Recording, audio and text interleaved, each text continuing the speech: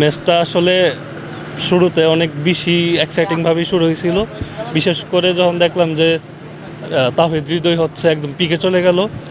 তো সেই সময় একটা আফসোস ছিল যে ও সেঞ্চুরিটা মিস করছে, আর সেই আফসোসটাই আরও বড় করে ধরা দিল যখন দেখলাম যে আসলে রংপুর হেরে গেল। শান্তর সবচেয়ে বেশি যেটা মনে হইলো যে ওর ডট খুবই কম কনসেপ্ট করছে, স্ট্রাইক রেটটা অনেক ভালো ছিল, আর এই জিনিসটাই হচ্ছে রংপুরকে হারাই দিছে।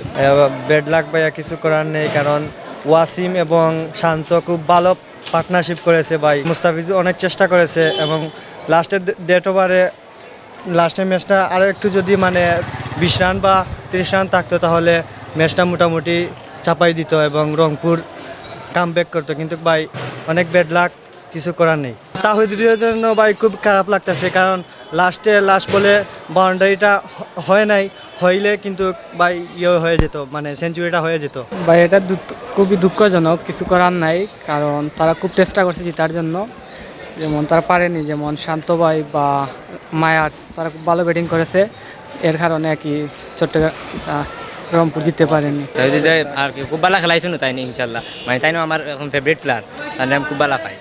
তারপরে কিছু করার নাই, পারছই না, মানে সবচেয়ে একটা কথা বলি যে আলহামদুলিল্লাহ। টানা হার হয়তো বা ওনাদের ব্যর্থতার কারণে এমন হয়েছে, বা ব্যাটিং ভালো করেছে তো আজকে আলহামদুলিল্লাহ যথেষ্ট পরিমাণ ভালো রান করছে, কিন্তু বোলিংয়ের কারণে হয়তো বা দুর্বলের কারণে একটু খারাপ হয়েছে।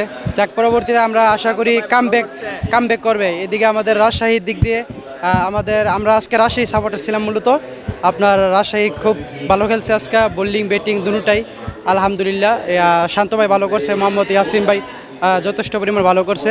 দোয়া করি নেক্সটে যেন রংপুরে যেন ভালো কামব্যাক করে, ইনশাল্লাহ আশা করি, আমরা আশাবাদী রংপুর সামনে ভালো কামব্যাক করবে ইনশাল্লাহ। বলা হয় যে ক্যাচ মিস তো খেলা মিস, প্রথমে তো একটা ক্যাচ মিস করেছে, হয়তোবা আকিব জাভেদ উনি ক্যাচটা মিস করেছিল, ওইখান থেকেই খেলাটা আরও সুন্দর হয়েছে, এমনকি খেলাটা কামব্যাক হয়ে খেলাটা রাশি জিতে 2 পয়েন্ট পেয়ে আর সামনে এগিয়ে গিয়েছে আর কি।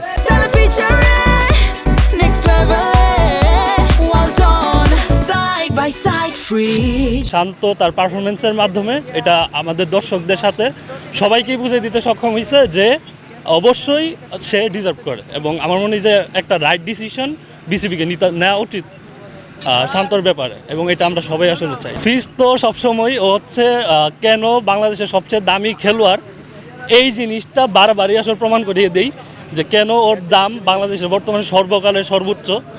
আর আজকেও তার ব্যতিক্রম হয়নি, যেখানে রংপুরের প্রতিটা বলারকেই আসলে ধরাশায়ী করে দিচ্ছিল রাজশাহীর ব্যাটসম্যানরা, সেই জায়গাতে ফিজি ব্রেকথ্রুটা এনে দেই, তো অবশ্যই সে ডিজার্ভিং। মোহাম্মদ ওয়াসিমের ব্যাটিং অনেক ভালো লেগেছে, যেভাবে 4 ছক্কার ফুলঝুরি জড়িয়েছিল, মনে হচ্ছিল যদি আগে রাজশাহী ব্যাটিং করতো তাহলে প্রায় 230-40 প্লাস রান হতো, এবং ওয়াসিমের কাছ থেকে আমরা একটি 100-এর একটি নক দেখতে পারতাম। বিপিএলের পারফরমেন্স দেখেই তো আপনি জাতীয় দলে একটা প্লেয়ারকে নিয়ে বসাতে পারবেন না, জাতীয় দলে তার পারফরমেন্স এবং অভিজ্ঞতার একটি বিষয় আছে, সেটাও বিবেচনা করতে হবে। তাই আমি বলতে চাই বিসিবি যা বুঝেছে মানে তারই ভালো জানে।